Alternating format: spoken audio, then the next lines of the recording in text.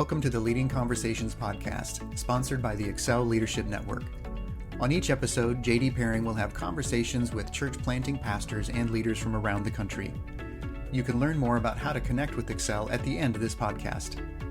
Let's join JD now and listen in on this leading conversation.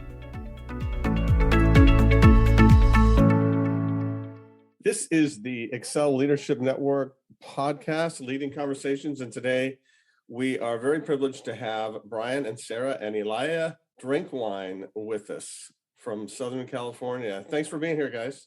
Yeah, thank you for having us. Hey, the first question has to be about your last name. Drinkwine. I mean, you got to tell us about where that came from, and is it true, or is your middle name Never, or always? Right. Tell us about the name. So supposedly, well, we did our genealogy as a family, and supposedly somebody back several hundred years ago was named Delucius II, and Delucius II was the royal cup holder for a king in France, and so drink wine. He literally drank wine. Yep, and he survived, so he made it. And so he's like the wine taster, I guess.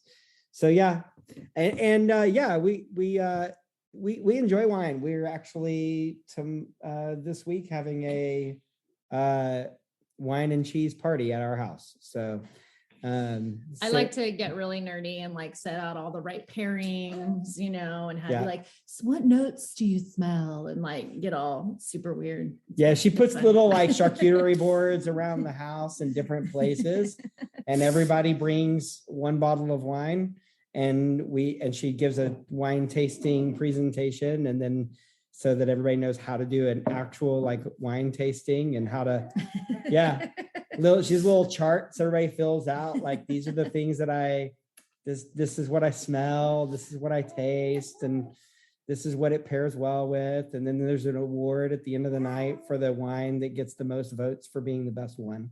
So all right, we get into it. So my daughter-in-law Nikki considers herself the perfect pairing. So that's I love the name Delucius though. Can we call you Delucius? No. That is such a cool name. It is cool. I think we're going to call you I don't know, going forward. So hey, why don't you each tell us your story about how you came to Jesus. Sarah, why don't you go first, and then Brian, how did that happen for you? So I was my mom was the first Christian in her family, and my dad was the first Christian in his family. And so when they married, they met each other in a college ministry at church or whatever. When they married, they were both trying to figure this out kind of on their own, kind of blindly, I guess, because they really didn't have anyone any kind of footsteps to follow in. So I came right off the bat, which kind of threw him for a tailspin, but my mom and dad always did the best they could to teach the Bible and teach principles. And we went to church, and so there was never a moment in my life where I questioned the truth of God or the Bible or anything. I always that was just the way to me. I guess my personal encounter with Jesus came a little later, probably more like junior high and high schools, when I really started coming up against a lot of adversity when you try to live as Christ. And ironically, it was never the lost or the people who didn't know Christ that I had a problem with. It was always the my group of church-going friends that I was trying to live out what I thought Jesus would do. And so I was friends with the unlovely, and I thought that's what you're supposed to do, was you're supposed to tell your friends about Jesus. And so I was. And then it made everyone really uncomfortable when, the guys with the 2-foot green mohawks start showing up at our lunch table to hang out with us. Then it was like, oh, wait, why is Sarah inviting all these people to have lunch with us? So that's kind of when following Christ became real to me. And that's when you were told that you were backsliding. Oh yeah. Well, I stopped going to the Christian club at the school. The one that meets between second and third period. Yeah, science wing. It was called Rock Solid. And then I just stopped going because I was like, yeah, this is lame. I'd rather, be out there with my friends and then, and actually, loving on them. And so, so I was backsliding apparently, but yeah, so that's kind of when it became real to me of just like, okay, what does this actually mean to follow Jesus?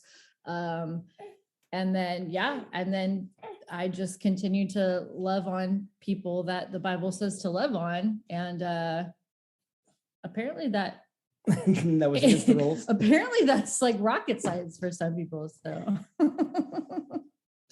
well, I know Elijah in the background is trying to make some noise, and that is not going to bother us at all. So that is fantastic to us. Now, Sarah, before we get to Brian, I know you went to Nashville to pursue your rock and roll fantasies. How did that happen? I did a lot of music through college. And then I was done. And then it was kind of like, okay, now what? And so my friend was going to Nashville and was like, for the summer, and just was like, hey, I need a roommate for the summer. So I was like, yeah, I'm not doing anything. Let's go. So I packed up my car and packed up my Honda Civic with my guitar and my keyboard. And I was writing my own music at that time. So I had like a little mini album that I had put together, kind of like a demo. Can we get that on Amazon? No. Nope. I might have a couple other copies that I use as like coasters around here, but that's we still got it. So that was the first demo. I've done other CDs since then. That was like the real first one.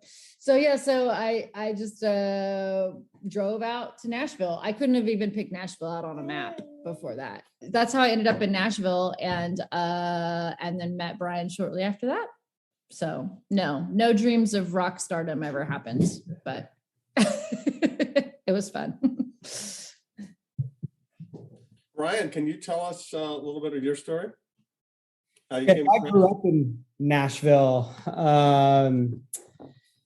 My dad was my mom and dad both met in later high school, early college days. My dad never went to college. My mom did. My dad grew up in project housing in Nashville. My mom grew up in a wealthier suburb, but thank God for alcohol. They met, and they were party. Thank God for alcohol. They met. There we go.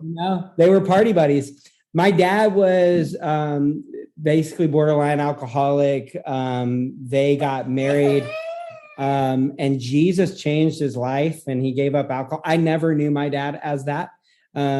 So that was always a part of his story before Jesus, but not after he met Jesus. And he did the first thing that he knew to do, which was he went into ministry. And so he started doing bus ministries. He had a bus ministry with like 1,500 children. It was crazy. And there are one big bus. A lot of buses. He coordinated, he had several buses, and that was back before a lot of the liability things were a concern. And so they'd pack 120 kids into a bus and stack them 3 high, and that was cutting edge ministry in the 70s. Yes, it was. In the, the West Coast was the Jesus movement. The Midwest was the bus movement. It was. And there are pastors in Nashville, like a couple of mentors of mine that came to know Jesus through my dad's bus ministry, which is amazing. And so just cool how God works. But yeah, so that's what he was doing. He planted a couple of churches in Nashville when I was a kid, but we didn't call it church plants. I think that term was just kind of, being popularized. And so I just remember being a part of some startup churches And that was, yeah.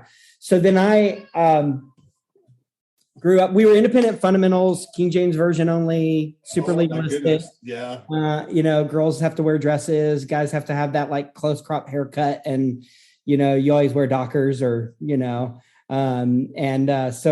it was very, door-to-door evangelism, all that kind of stuff. And, but it was fun. And I, all my friends, walked out wounded, but I had an amazing church experience. Not without the wounds, but for the most part, it was a love affair. And I came to know Jesus in middle school. My dad left ministry for a period of time. My oldest brother was having trouble with the church.